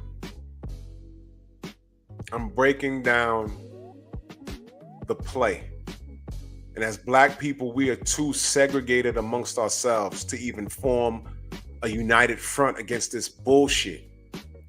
Black people should be so powerful. We shouldn't even really be on YouTube arguing over the pennies they pay us and what they do to us. We should have our own network where we can do what we do. I'm being serious. But, you know, we'll never be a united front. And I've come to terms with that. I'm cool with the brothers here. And unfortunately, some brothers, it didn't work out. I prefer just to let it go and not go back and forth with them. If you don't like me for whatever reason, that's cool. And like I said, I'm not perfect, but it takes me a lot for me to respond. And it gets ridiculous. What I'm saying is it shouldn't have to be like that. So what I talk about, what happens here is a direct reflection to what happens in the black community. Do we have an economic structure? No. Do we have a code of ethics? Definitely not. Do we have a political leader? No. So we're done. Buddy up with the people that are on the same wavelength as you and see if you can grow. That's the only thing I can tell you. That's the only thing I can tell you, because the way things are, not confident. Tom Brown was just telling you, he was just cooking. And that was 1992, and everything he said came to fruition. He said there's going to be more women in the educational facilities. Yes. Learning, getting degrees. He was talking about how the middle class needs to give back to the poor and bring them up. And other than education, it depends on what kind of education we get. We need to get tangible skills so we can grow the community and have our own community where we don't have to look to the white man for jobs. We can do it for ourselves. Our own law enforcement, our own towns, our own architectural companies. We can do that.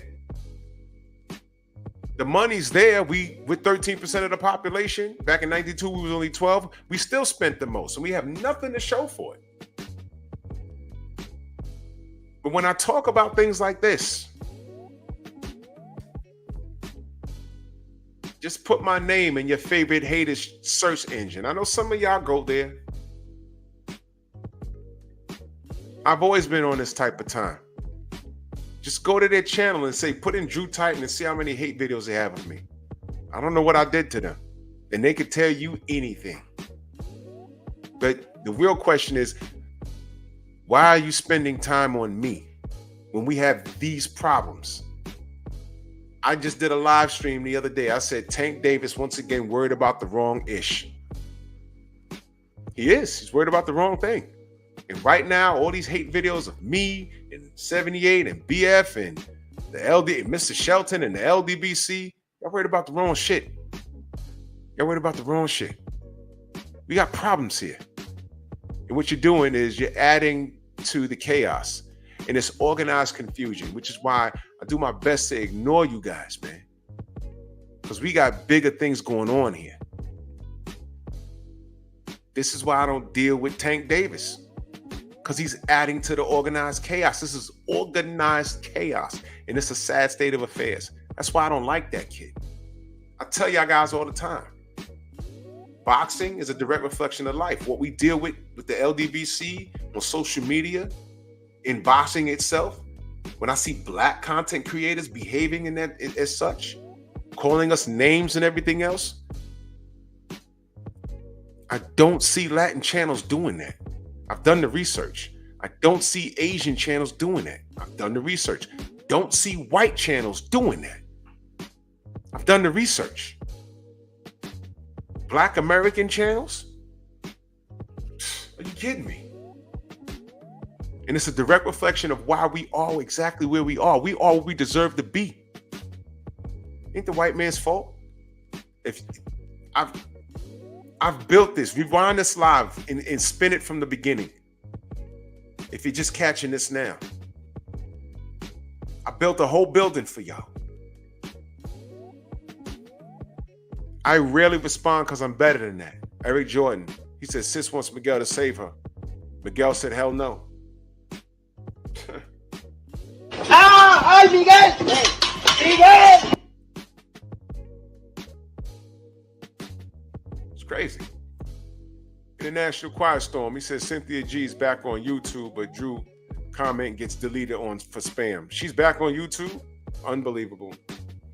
The women legitimately said if you're pregnant with a black boy, delete the pregnancy. Meanwhile, because the bandits, the bandits, because we're bandits, right? She's not married, and she procreated with a bandit. That dude had like 2 other baby mamas or 3 other baby mamas. And she didn't get what she wanted from that relationship and got mad at the whole black male community. And then triggered a whole bunch of women that made just as bad or worse decisions that she's made. She gets back on YouTube and I can't comment on my brother's videos. You see what I'm talking about? But if we had our own, we wouldn't even be here worried about it. Like, man, get out of here. Get out of here. And this is why I'm starting a Patreon. Because soon, YouTube ain't going to allow us being black and talking like this. I promise you. I promise you. They're not. They're not going to allow us to do it. I promise you they're not. They're not going to allow us to do it. Exactly. They want black dysfunction. That's why Cynthia G's back. I believe they're going to let back eventually Fresh and Fit. They'll be back. Yeah, that's a whole nother thing. Quiet Storm, that's a whole other thing. This ain't the place for us. Soon, these conversations on Pep Talk, you're going to have to come check me on Patreon. Y'all, you know, you guys run behind these LDBC haters talking about I'm a free thinker. Why do they pay dues? Why do we pay dues? But y'all got memberships, right? Amazing, man. I'm gonna tell all my members, yo, don't pay no memberships on Pep Talk or on Drew Titan LLC. Take that couple of dollars and send it to my Patreon. Because right here on YouTube, they don't respect us anyway. They don't send out notifications. I can't comment on my brother's posts or nothing. They shadow ban us, and they say they don't. We have proof that they do. They blocked our brother. You saw him earlier in here, Cortez Bowles. I did a short. I said, I didn't block this dude. He was a wrench. He had to cash at me $1 or email me or something, said I'm blocked on your channel. I said, what? And I had to go and find him. And while I was trying to go to his channel and unblock him, I had to screen record it. I'm pressing unblock. You know what it felt like? When I'm trying to comment on Mr. Shelton's video. I'm hitting comment. It's not coming up. So I'm trying to unblock. It says unhide on Cortez Bowles. It just wasn't doing it. I had to come home and get on my desktop and go pull him out of the trash. It was ugly. It was ugly. Why'd they do that? Nobody blocked him. He was a wrench. They did it to him. They did it to they took somebody's wrench and I couldn't give it back to him. I'm pressing the wrench button and his name wasn't turning blue. It was crazy. And I'm contacting YouTube and said, these things are happening. We don't know. What do you mean you don't know? Y'all remember when I was going off on Ryan Garcia on that pop-up live and they stopped my live? I said, what, I got a strike? I wasn't cursing. Nope, I started a whole new live, but I had like 500 people in my chat that night. So who stopped it? And I'm contacting them and I said, they was like, oh, well, you know, it was in violation of community standards. I said, okay, so where's my strike? Oh, I don't know. So then you took down one live and I said I was airing on both my platforms. What happened to the other one? They don't know. So then they put the live back. And they said, great news, is available for full monetization. Because I questioned it. And that's where the Miguel came from. Two things. I know the person doing this is Latin. Because they only act funky when I'm talking about Ryan or Canelo. So I know the person's Latin. And when I say, yo, they got a little sugar in their tank, they start goofing around.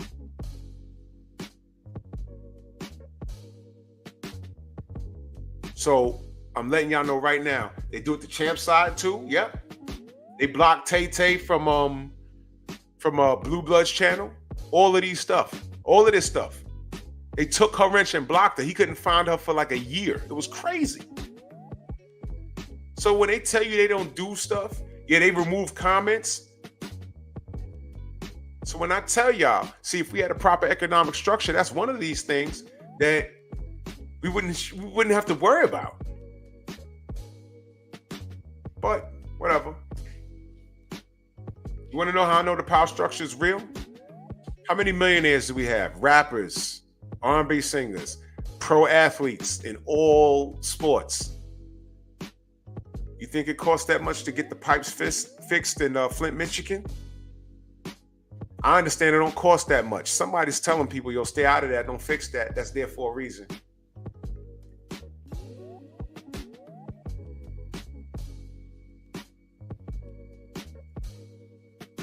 See what I mean? So they're out there doing this stuff, but we need to take our power back. That's why I'm telling y'all.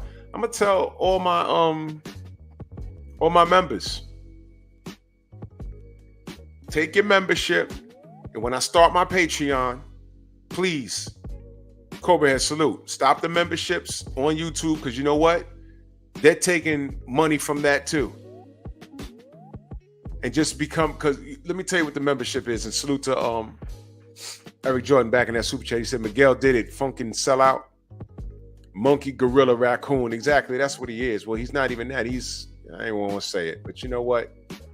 Here's the deal. Oh yeah, Hand Dog. So of course, yeah, you already know what it is. Here's the deal. When the time comes, I'm going to tell all my members, whatever money you're paying for my membership, roll it over to the Patreon. Because in the Patreon, in the membership, we can make things members only so that only you can see it. And everybody else, if you're not a member, you won't see it. And I have to find time to do content for that. On Patreon, I could loose lip. I could play music that I want. They ain't gonna bother me. And the same members that are paying here, YouTube, let's say if you're paying $5 for a month for a membership, I'm really getting like $3 and some change, because YouTube takes 30 cents off of every dollar. Did you know that? So if you get a $1 super chat, you're really getting 70 cents.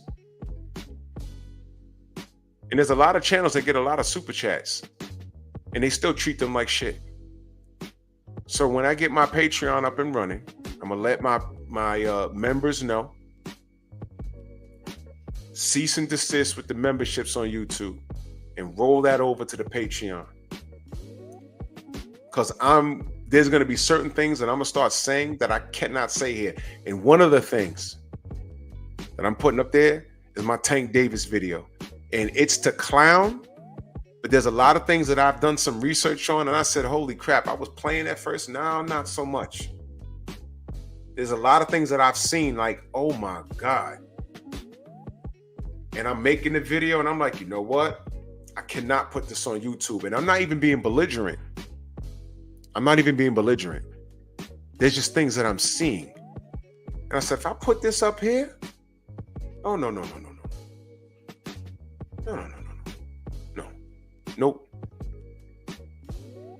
So if you want Drew Titan raw and uncut, soon you're going to have to, I'm still going to do pep talk here. Do you want it raw and uncut? Patreon. I'm going to tell all my members, because we're going to stop giving these goons money. Then they don't respect us. They can't even send out a damn notification, and then they lie about it. They're going to stop my live stream just so that 200 people could leave it. And I was cooking on Ryan. All facts. And because Miguel didn't like it, he said, let me just zap it. Boom. And I said, well, if you zap me, where's my strike? And then one time they gave me a strike, and I said, okay, well, the same video is running on Pep Talk. You ain't strike that? I see.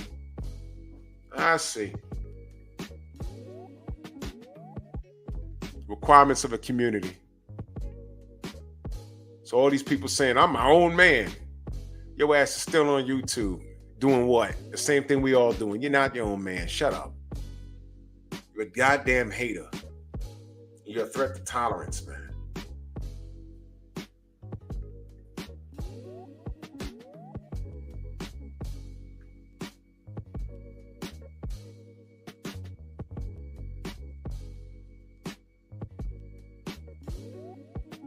To Light Eye salute, man. I'm gonna tell all my members, just go to Patreon, cancel your membership here, and on Pep Talk, and take your ass to Patreon.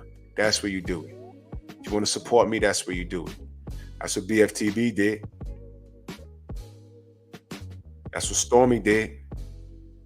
And this is how you take the power back. You see, it's called economic power. And if black content creators who feel slated do that in abundance, it's going to affect their bottom line, and they're going to have to tweak what they do. Hit them in the pockets. That's how you do it. That's how you generate compliance. And why is it that everybody else understands that but us? But I ain't going to talk your head off. It's crazy, man. Crazy. But I got to get up in the morning and talk this boxing. I got a big day ahead of me. Salute to everybody in the Venmo, the Zelle, the Cash App, the Super Chat. I love my people to a fault, man. And the people that dislike me and talk about me, I can't stop you from doing that. But y'all not changing. Some of y'all are my age, maybe older. Y'all not changing. So while I'm doing my content, you do whatever it is you want to do. A lot of you have problems. A lot of you have height problems, penis envy. Some of you cats got bigger channels than me and just can't stand. You're not counting your own blessings. You're worried about me too much. And it grinds your gears that I'm not worried about you. And for those of you that dip and dab on those other channels, you're following these people and you don't know these people like how I know them. A lot of these guys are on medication. I'm dead serious. I'm dead serious. A lot of these guys on medication or they need medication. You know, they got all kinds of things going on with them. They have serious character flaws. But if you're in that sort of thing, I can't tell you what to do. You know, it is what it is. Good night. Salute to y'all, man. I'll see y'all in the AM, man. Y'all take it gently.